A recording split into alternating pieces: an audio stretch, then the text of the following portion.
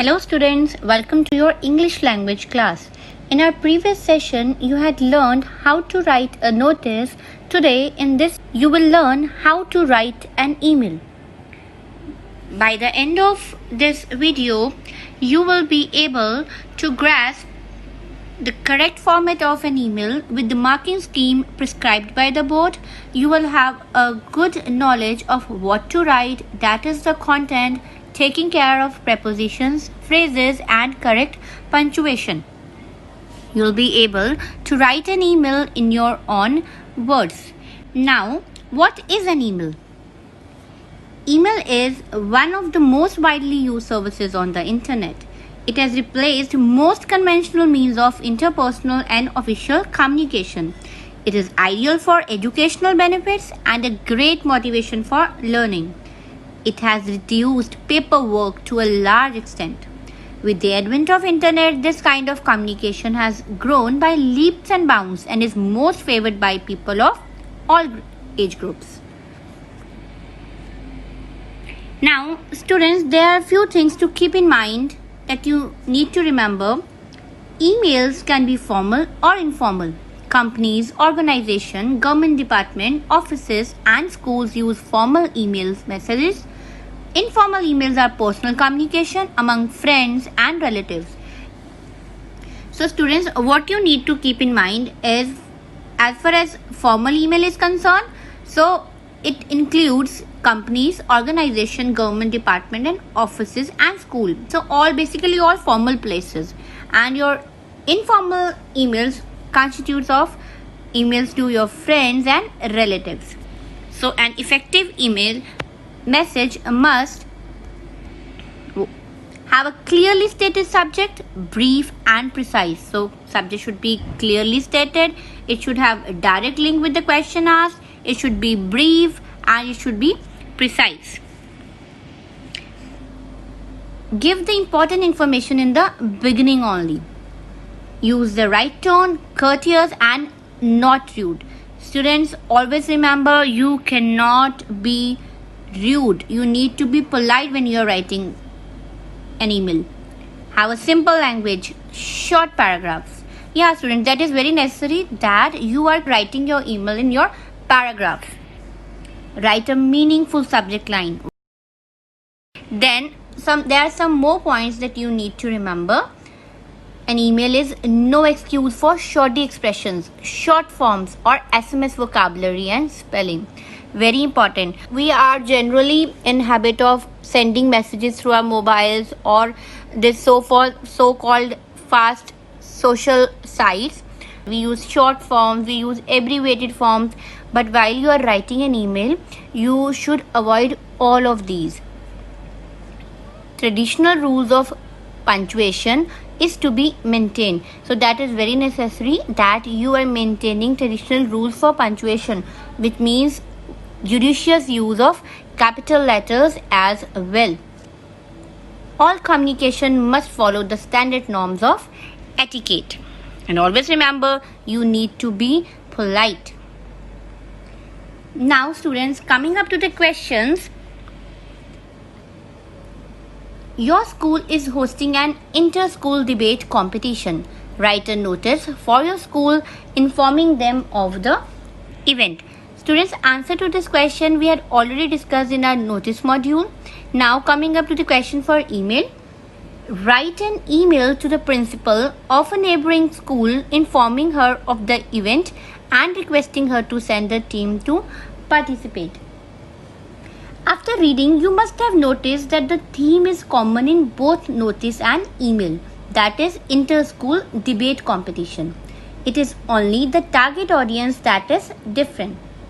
So here in notice, we are addressing the students, and in email, we are addressing the principal of neighboring school. So students, when you get the question in exam, you will write notice and email based on the same theme, but you will address different person. Coming up to your specimen answer, number 1 on the list is your two-part. So students, we prefer to write designation with school's name instead of person's name. right? So here we are addressing the principal. So designation here principal, bluebellschools@gmail.com. So students, always remember that it is very important that you are using at gmail.com or at yahoo.com. So that is really very necessary. You can't write just like this. You can't write only name, or you can't write just designation along with school. That is really very important that you are writing this complete address. Only then it is going to fetch you half marks. Okay, and one very important thing to keep in mind, that every letter has to be small while writing email address. Now if I talk about here, I started with principal followed by school's name, bluebellschool@gmail.com. If you are writing exactly like this, you are going to get half marks. Now coming up to the subject. Subject, inter-school debate competition. Now when I'm talking about subject, it has to be directly linked to the reason you are writing an email. And first letter of every word has to be capital. Like here, inter, I capital, and students, inter school is a compound word. So that is the reason here I is capital and S is small. So coming up to the next word, D again capital, debate, and then competition, C capital. So if you're writing exactly like that, you will be getting your half marks. Now coming up next is your salutation. So as we have read in the question, it was requesting her. So her suggests that your principal is female, so you are going to write madam. And otherwise, if nothing is given, you can, it is up to your choice that you are writing madam or sir. So dear, D capital, madam, M capital, followed by comma. So this complete is going to fetch you half marks. Then coming up next is your opening lines. Now that is very important that you cover 2 points in your opening line. Number one is who am I and why am I writing to you.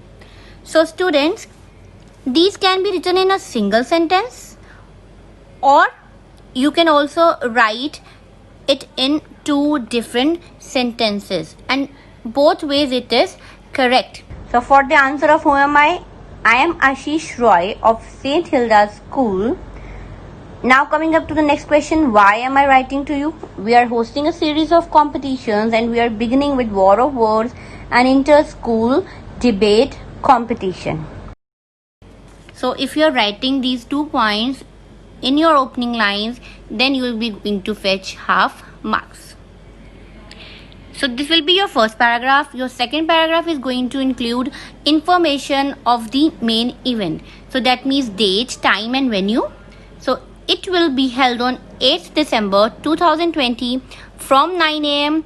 till 1 p.m. in the Century Hall of St. Hilda's School. Students, we are going to follow the same norms of date, time and venue that we had done in notice. That is 8, date, th, followed by your month, followed by your year, and then time 9 a.m. a.m. till 1 p.m. and venue 2 places. So one is small place, one is big place. That is, one is the exact place where in the school that thing is going to happen, that activity is going to happen. So Century Hall, St. Hilda's School.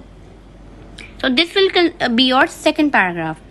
So coming up to your third paragraph, that is request what you want from that person. So please do send your senior debate team to participate in the event. Now students, usually in the debate the topic is given on the spot. So we need to inform the principal about our plan. That topic will be given to participant an hour before, and they can bring their books for preparation. So we need to inform them by writing only. So your next paragraph will include the topic will be given to the participants an hour before the start of the competition. They may bring their books for use during the preparation time. Now after this paragraph, if you write all these points carefully, then it is going to fetch you 2 marks. Then coming up next is your closing line. So we look forward to your school's participation in the competition. So students, here we are mentioning, so what is our expectation? So that is the reason in our closing line we are writing that we are looking forward for your school's participation in the competition. Then it will be followed by thanking you, comma, yours faithfully, comma, then name, and then it will be followed by your designation. So yours faithfully, Ashish Roy, debating secretary. So students, one more thing you need to keep in mind, that is where to use yours faithfully, where to use yours truly, right? So we use yours faithfully when we are writing an email to unknown person, specifically the person that is not known to you, or you have never seen that person. And we write yours truly when we have slight acquaintance. So now let's practice one more question. You are the games captain at school. The school is organizing an inter-house basketball competition. Write out a notice to be put up in your school informing students about it. So answer to this question also we had done in our notice module. Now coming up to the question for your email. Write an email to a prominent basketball coach of your city who has agreed to be the referee at the event, giving all relevant details. So students, here again theme is same, that there is basketball competition, but in notice we are writing notice to the students and we are writing email to a basketball coach. Now coming up to the answer. Again, two, as I have discussed earlier also, every letter of this email address has to be small. So coachformidable123@gmail.com. Subject, again directly linked to the question. So invitation to referee dribble stars inter-house basketball competition. As inter-house is a compound word, again H is small and I is capital. Otherwise, if you see carefully, here I capital, R capital, G capital, S capital, basketball B capital, and competition C capital. So it is going to be followed by your salutation, dear sir, D capital, S capital, followed by comma. Now your opening lines. I am Sam Square of Berkeley High School. So who am I? Why am I writing? And I write with reference to my telephone call to you earlier. We are conducting an inter-house basketball competition on 4th July 2020 from 9 a.m. to 1 p.m. on the main basketball court, Berkeley High Sports Complex. Thank you for having accepted our request to referee the event. So as I told you earlier also, that we can cover the 2 points in a single sentence. In the sample where I was discussing the email with marks, there we had included 2 separate sentences, and here we are writing it in a single sentence. Now see students, we have to inform them about the schedule. So Harmony House versus Humanity House, Prosperity House versus Sincerity House, the battle for third place, match 3. So the grand finale, the final match. So here I have discussed the schedule, that there will be so and so matches, so I had to mention it in an email. Now students, as we are the host, it is our duty to see the comfort of our guest. So we have to arrange for his pickup. So in this paragraph, we can inform him about our plan. For example, we will arrange to pick you up by 8:15 a.m. from your residence and you will be dropped back after the basketball competition. Now we look forward to seeing you at Berkeley High. That is our closing line. Then followed by thanking you, comma, yours faithfully, then comma, Sam Square, Games Captain, Berkeley High School. So name and then followed by designation. So students, I hope you have understood, and your homework for today is to solve the assignments given in your SNAP homework. Thank you.